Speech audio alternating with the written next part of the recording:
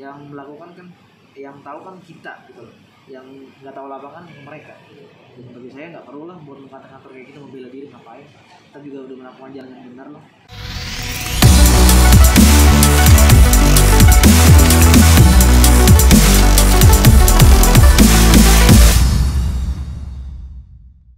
Sebenarnya kalau kita flashback beberapa waktu lalu, memang kondisi Palestina kan memang lagi mencekam sekali ya.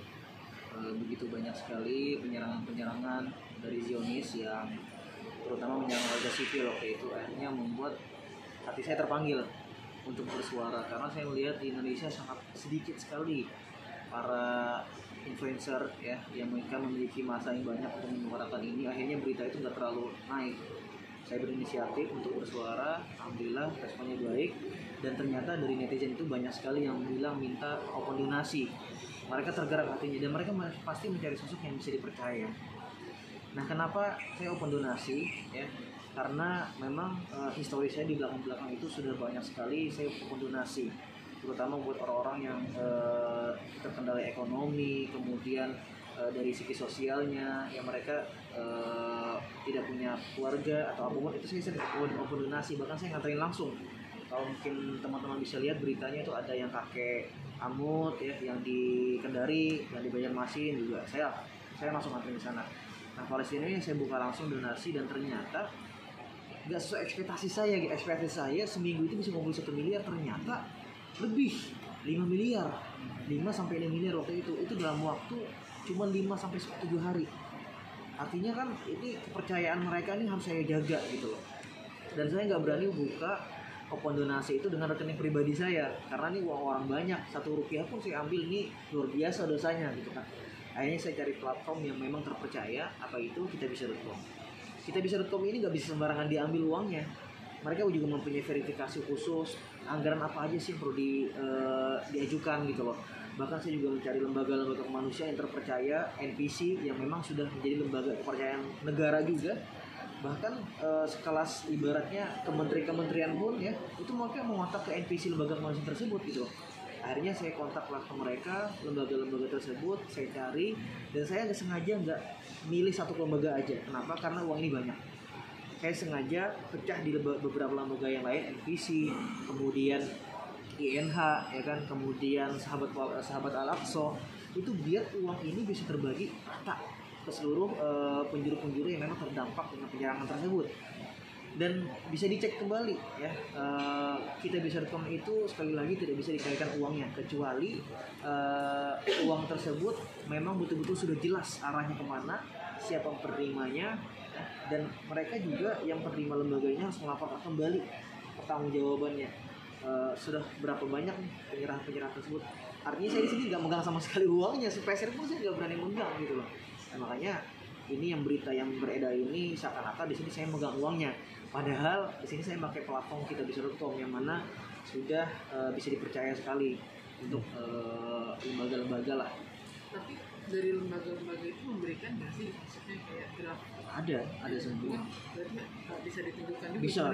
Bisa ditunjukkan semua, betul. Jadi nggak jadi fitnah. Betul. Depannya kan seperti. Sebenarnya gini sih, jadi gini, waktu fitnah itu muncul, karena memang yang paling pertama kali menggerak kontak saya itu orang PNI, orang Palang Merah Indonesia, yang mereka bisa bantu untuk menyalurkan donasi tersebut dalam waktu sehari bisa nyampai. Nah, akhirnya 1 miliar saya donasikan ke PNI. Makanya ini harus digarisbawahin nih, uang tersebut bukan saya ambil.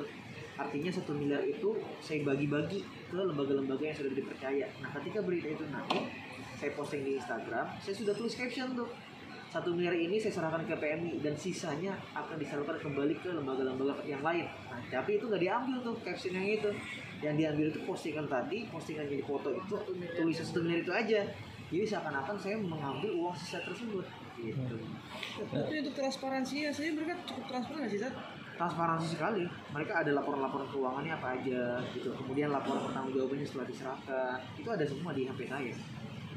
Dan sebelum sebelum transfer pun mereka juga harus nanya kembali, Mas ini gimana, oke, approve uang enggak? Saya lihat dulu laporan-laporannya, kemudian kebutuhan anggarannya apa aja, silakan dicairkan aja gitu. Nah, kemudian Ustadz merasa perlu untuk mengcounter berita itu nggak, bahwa ada penyelewengan dana lah atau hal semacam itu? Nggak perlu sih saya. Yang melakukan kan yang tahu kan kita gitu loh, yang nggak tahu lapangan mereka. Dan bagi saya nggak perlu lah buat mengkantor kayak gitu, membela diri ngapain, kita juga udah melakukan jalan yang benar loh. Niatnya berbuat baik justru malah difitnah. Betul, ya itulah, kita berbuat baik aja masih ada yang fitnah, apalagi kita berbuat yang macam-macam gitu loh. Tapi nggak kapok kita. Nggak kapok lah. Saya udah biasa digini-giniin, ibaratnya saya sudah melewatin masa-masa yang sudah lebih besar lah ujiannya gitu. Tapi dari orang terdekat istri Justru saya support banget. Cukup kaget gak sih istri dengan kabar yang kayak gini gitu yang waduh difitnah nih. Saya udah bilang sama istri, sayang ini resikonya besar dan suami aku ini harus sudah siap menerima ini dan kamu juga harus siap menerima ini. Dia ngerti dan dia sebagai istri kan harus support suami terus kan, bantu menyemangatin segala macam. Tapi cukup kaget gak ya tapi ketika ada di dunia Ustadz di dunia entertain juga cukup kaget gak sih menerima hal-hal kayak gini? Kaget, dia udah tahu resikonya soalnya dari awal udah tahu. Saya udah kasih tahu kalau kamu nikah sama saya kamu siap-siap terima resiko-resiko ini. Bahkan sorry itu sini saya di masa lalu bahkan ketika dia harus menerima padahal dia cukup siap gak sih untuk menerima? Bukan cukup siap banget malah, karena kan saya ceritakan semua, saya itu tipikal orang yang rumah tangga tuh harus terbuka semua, dia juga terbuka, jadi kita enak, nggak ada yang ditutup-tutupin gitu. Akhirnya kita lega, biasa aja udah, mau digimanain juga ya biasa aja. Kunci rumah tangga itu yang penting terbuka. Tidak dusta ya. Tidak dusta lagi. Tapi impactnya ini luar biasa nih. Impact dari yang bahas isu Palestina kemarin itu akun Instagram saya jadi hilang. tapi udah coba di Tapi lagi diusahakan balik. Jadi karena memang saya kira kemarin akunnya di-hack, ternyata dari Instagram memang dinonaktifkan. Jadi Dari Instagram sendiri. Karena saya kan memang beberapa minggu terakhir itu posting Palestina terus. Di text-on sempat saya membaca nggak sih omongan netizen itu, sempat nggak Yang mana? sebelum IG-nya hilang itu sempat dibaca nggak? Kan itu kan fitnahnya Nabi Muhammad ada dua mungkin netizen yang mulutnya jahil atau ada sempat baca. Nggak ada sih.